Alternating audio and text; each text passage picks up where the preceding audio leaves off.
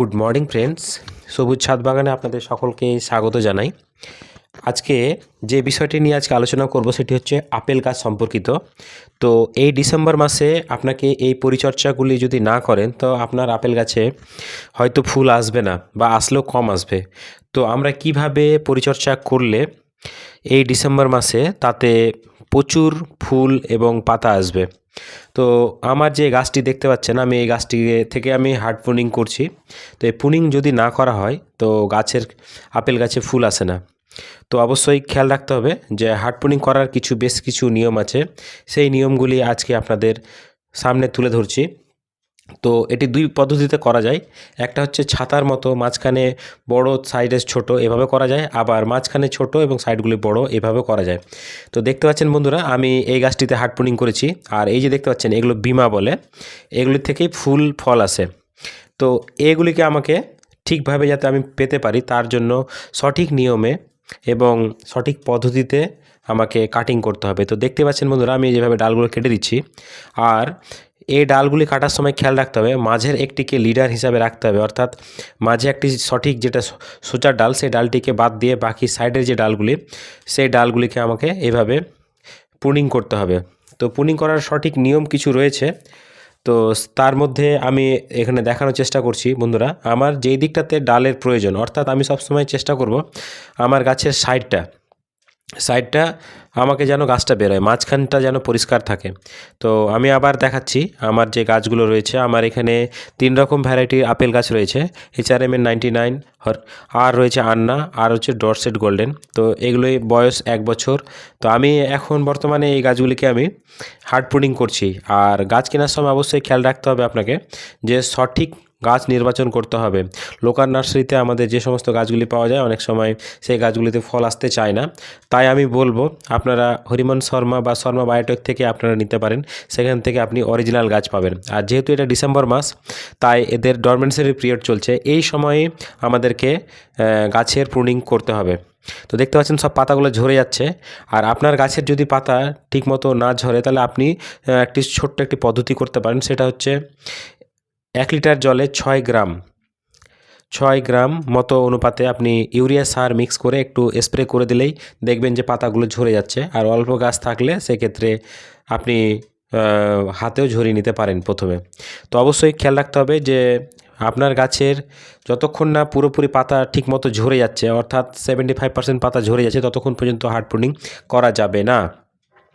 তো আমরা এইখানে দেখানোর চেষ্টা করছি যে আপনি কি পদ্ধতিতে করলে, মানে হার্ড প্রুনিং করলে আপনার কাছে প্রচুর ফুল আসবে। তো আমি এবারে কাছ থেকে দেখানোর চেষ্টা করছি। তো দেখতে পাচ্ছেন বন্ধুরা যে এই যে গাছগুলিতে আমি হার্ড প্রুনিং করেছি, এই গাছগুলিতে হার্ড প্রুনিং করার সঠিক কিছু নিয়ম রয়েছে, সেই নিয়মগুলি আপনাদের দেখায়। তো তার জন্য আমাদের প্রয়োজন হবে একটি কাটারের। আর এরকম একটি কাটার থাকলে আপনার গাছের প্রুনিং করতে সুবিধা হবে। আর কাটারটি অবশ্যই ভালো ধারালো যুক্ত হতে হবে, তার কারণ কাটার যদি ভালো না হয় তাহলে সেটি থেতিয়ে যাবে আর অনেক সময় ডালটি ফেটে যাবে। আর ফেটে গেলে সেখান থেকে ফাঙ্গাস অ্যাটাক করার সম্ভাবনা থাকে। তো চলুন দেখা যাক। আর এই সমস্ত কাটিং হয়ে যাওয়ার পরে আমরা অবশ্যই গাছের মধ্যে আমরা যে অংশগুলো কাটবো সেই অংশগুলোতে ফাঙ্গিসাইড লাগিয়ে দেব। তো দেখতে পাচ্ছেন বন্ধুরা, এগুলোতে যে বিমা হয়েছে, মানে প্রচুর পরিমাণে আমার ফুল আসবে এবার আশা করা যাচ্ছে। তো এগুলোকে বলা হয় বিমা। তো এগুলো থেকে ফুল এবং পাতা বের হয় নতুনভাবে। তো আমি এগুলোকে হার্ড প্রুনিংয়ের মাধ্যমে প্রুনিং করব এবং চেষ্টা করব এবার আমার ফুল ফল নেওয়ার। গতবার কিছু ফুল এসেছিল কিন্তু আমি সেটা নিইনি, কারণ হচ্ছে প্রতি বছর ছিল বলে। তো এবার আমার অল্প কিছু ফুল নেওয়ার ইচ্ছা আছে। তো এইভাবে প্রুনিং যদি না করেন তাহলে কিন্তু ভালো ফুল ফল পাবেন না। আর কাটার পরে অবশ্যই এইভাবে যে কোনো ফাঙ্গিসাইড, কার্বন ম্যাঙ্গোজেট গ্রুপের যে কোনো ফাঙ্গিসাইড আপনার এভাবে প্রলেপটা লাগিয়ে দেবেন। এটা লাগিয়ে দিলে যেটা সুবিধা হয় যে ওইখান থেকে আর কোনো রকম ফাঙ্গাস অ্যাটাক করতে পারে না। অর্থাৎ আমি যে অংশটা কেটে দিলাম সেই অংশে কোনো রকম ফাঙ্গাস অ্যাটাক হলে সেই গাছটি শুকিয়ে যেতে পারে বা মারা যেতে পারে। তাই আমরা এইভাবে প্রলেপটি লাগিয়ে দিচ্ছি অল্প গাছ আছে বলে। এটা যদি বেশি পরিমাণে হয় তাহলে আপনি স্প্রে করে দিলেও চলবে। আর আপেল গাছের জন্য এমনি নর্মালি যে স্প্রে করবেন তার জন্য আমি মনে করি ফাঙ্গিসাইড সবচেয়ে বেস্ট হচ্ছে রেডিমেড গোল্ড। আমি রেডিমেড গোল্ডে অনেক ভালো রেজাল্ট পেয়েছি। তো দেখতে পাচ্ছেন এখানে বিমা দেখতে পাচ্ছেন এই গাছের মধ্যে, আর প্রচুর ফুল আসবে বলে আমরা আশা করছি। আর এই গাছগুলির বয়স 1 বছর হয়েছে। তো এটা হচ্ছে আমি এটাকে লিডার বানিয়েছি আর তার সাইডের যে ডালগুলো আছে সেগুলোকে কেটে ফেলেছি। অর্থাৎ একটি মাঝের একটি ডালকে আমাদেরকে মেন বানাতে হবে আর তার সাইডের ডালগুলিকে ঠিক সঠিক পদ্ধতিতে কেটে দিতে হবে। তো আমি এখন আপনাদেরকে সেই ডালগুলি কেটে দেখানোর চেষ্টা করব যে কিভাবে ডালগুলি কাটতে হবে। তো দেখতে পাচ্ছেন আমি একটু তেরছা পদ্ধতিতে কাটছি, অর্থাৎ যেখান থেকে আমার ডাল নেওয়ার ইচ্ছা আছে সেই জায়গাটাতে আমি আর একটু 45 ডিগ্রি অ্যাঙ্গেলে কাটবো। সরি। তো দেখতে পাচ্ছেন আমি এখন সেই গাছগুলির কাটিং করেছি যে ডাল পড়ে রয়েছে এখানে। তো সঠিক পদ্ধতি কী সেটাই আমি আপনাদেরকে দেখাই। তো তার জন্য একটি ভালো বলেছি প্রথমে কাটার লাগবে। তো আমি এটা দেখে নিচ্ছি এখানে এটা মিডিল কোনটা। প্রথমে মিডিলটা নির্বাচন করার পরে আমাকে দেখতে হবে যে আমি এদিকে ডালটা আমার বাইরের দিকে নেব, অর্থাৎ যেখানে বাইরের সাইডে নেব সেদিকে যে চোখটা রয়েছে সেই চোখটাকে রেখে আমি একটু 45 ডিগ্রি অ্যাঙ্গেলে কেটে নেব। তো আমি এভাবে কেটে নিচ্ছি, দেখতেই পাচ্ছেন বন্ধুরা আমি এভাবে কেটে নিচ্ছি পুরো। এই 45 ডিগ্রি অ্যাঙ্গেল থেকে থাকলে আমার ডালগুলি বাইরের দিকে বেরোবে, অর্থাৎ গাছটি মাঝখানটা পরিষ্কার যত থাকবে তত ভালো। আর যেটা মিডিল, অর্থাৎ যেটা আমার মনে হচ্ছে যে না আমার মিডিল গাছ ডাল, সেই ডালটাকে আমি রাখবো এবং বাকি সাইডেরগুলোকে সবগুলোকে এভাবে হার্ড প্রুনিং করে গাছটিকে পুরো ফ্রেশ করে দেবো। আর মাঝের যেগুলো পাতলা ডাল রয়েছে সেই ডালগুলোকে অবশ্যই কেটে ফেলতে হবে, তার কারণ সেগুলো ডালগুলিতে কিন্তু কোনো রকম ফুল হবে না বা ফল হবে না। তাই আমাদের মাঝের যেগুলো ডাল সেগুলোকে কেটে ফেলতে হবে পাতলা ডালগুলিকে, এবং মাছটাকে আমাদের পরিষ্কার রাখতে হবে। মাঝে যে ডালগুলো রয়েছে সেগুলোকে আমাদের পরিষ্কার করে রাখলে তাতে আলো বাতাস বেশি ঢুকবে, আর আলো বাতাস বেশি ঢুকলে সেখানে ফল ফুল হওয়ার সম্ভাবনা বেশি থাকবে। তো আমি এই পদ্ধতিতে সব ডালগুলোকে কেটে নিচ্ছি। তো দেখতেই পাচ্ছেন বন্ধুরা আমার গাছটির বয়স 1 বছর। এই সঠিক পদ্ধতিতে যদি আপনি ডালগুলিকে না প্রুনিং করেন তাহলে আপনার কিন্তু গাছে ফুল আসার সম্ভাবনা অনেক কম থাকে। আর আপেল গাছে অবশ্যই প্রুনিং করতে হবে। আমরা জানি যে অন্যান্য গাছ যত বেশি ঝোপড়া এবং ঝাঁপালো হবে তত বেশি ভালো।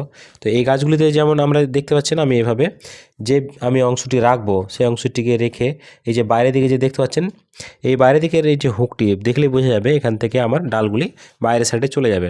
সবসময় চেষ্টা করতে হবে আপেল গাছের মিডিল পজিশানটা, অর্থাৎ মাঝের যে অংশটাকে পরিষ্কার রাখার। আমি এভাবে প্রুনিং করে দিচ্ছি, আর ফুল ফল যখন আসবে অবশ্যই আমি আপনাদের সামনে একটি ভিডিও আপনাদের সামনে তুলে ধরব। তো দেখতে পাচ্ছেন এটি হচ্ছে একটি মেন লিডার, অর্থাৎ আমি এই গাছটির ডালটি এই মাঝের ডালটিকে কাটবো না, চারদিকে যে ডালগুলো আছে সেই ডালগুলিকে আমি এভাবে কেটে দিচ্ছি। তো এইভাবে আমি প্রতিটা গাছকে আমি প্রুনিং করছি। দেখতে পাচ্ছেন আরেকটি গাছ আমি শুরু করলাম, যেগুলি পাতলা ডাল সেগুলিকে আমি হার্ড প্রুনিং অর্থাৎ শেপ একদম পুরো সোজা করে কাটলে দিলে সেই গাছ সেখান থেকে আর নতুনভাবে ডাল বেরোবে না। আর অবশ্যই খেয়াল রাখতে হবে যে গাছটির ডাল কাটবো অবশ্যই মেন ডাল থেকে একটু দূরে কাটতে হবে। তো দেখতে পাচ্ছেন বন্ধুরা আমি কাছ থেকে দেখানোর চেষ্টা করি। এইখানে আমি দেখুন আমি 45 ডিগ্রি অ্যাঙ্গেলে আমি কাটছি। আমার ধরুন আমার এই লকটি আমার আছে যে ডালটি, সেই ডালটির আমার বাইরের সাইডে আমার ডাল প্রয়োজন, তো আমি সেখানে কাটছি। আমি দেখুন 45 ডিগ্রি অ্যাঙ্গেলে কাটলাম। এবার দেখুন এই যে এই যে চোখটি রইলো এই চোখটি থেকে আমার নতুনভাবে ডাল বেরোবে এবং সেটি বাইরের সাইডে চলে যাবে। তো এটি আপনার হাতেই রয়েছে, আপনি যদি ছোট থেকেই গাছটাকে আমি সঠিকভাবে যদি প্রুনিং করি তাহলে সেই গাছটি আমার হাতের মধ্যে কন্ট্রোলে থাকবে, এবং সেটিকে আমরা যেহেতু ছাদ বাগানে করছি তাই আমাদের ছাদ বাগানে আমাদের কন্ট্রোলের মধ্যে রাখলে সুবিধা। মাটিতে করলে সেই গাছগুলো আরও বেশি বড় হয়। আমার এটি ছাদ বাগানে করেছি আমি টবের মধ্যে। তো দেখতে পাচ্ছেন আমি এটি গ্রো ব্যাগে করেছি। আর আমি এখানে যে ফাঙ্গিসাইড ব্যবহার করেছি ডালে লাগানোর জন্য এটা হচ্ছে সাপ ফাঙ্গিসাইড। তো এটিকে আমি জল দিয়ে গুলে নিয়েছি আঠা মতো করে, আর সেটাকে আমার যে গাছগুলির ডালগুলো কাটা হলো সেই ডালগুলির মাথাতে আমি এভাবে প্রলেপটা লাগিয়ে দিচ্ছি। প্রলেপটা লাগানোর কারণ আপনি বলেই দিলাম আমি, যে এটা লাগিয়ে দিলে তাতে ফাঙ্গিসাইড অ্যাটাক হওয়ার সম্ভাবনাটা অনেক কম থাকে। তো এইভাবে অবশ্যই যে কোনো প্রুনিং করার পরে অবশ্যই এই ফাঙ্গিসাইডটি ব্যবহার করবেন। আপনি চাইলে অন্য কোনো ম্যানকোজেব গ্রুপের ফাঙ্গিসাইড আপনি ব্যবহার করতে পারেন। তো আমি এই ভিডিওটির মাধ্যমে দেখানোর চেষ্টা করলাম আপনাদেরকে যে এই ডিসেম্বর মাসে অবশ্যই এই হার্ড প্রুনিংটি করতে হবে, তা না হলে কিন্তু আপনি ফুল পাবেন না। তো ভালো থাকবেন, দেখা হবে নতুন একটি ভিডিও নিয়ে। আর ভিডিওটি ভালো লাগে থাকলে আপনি লাইক এবং শেয়ার করে পাশে থাকবেন। ধন্যবাদ।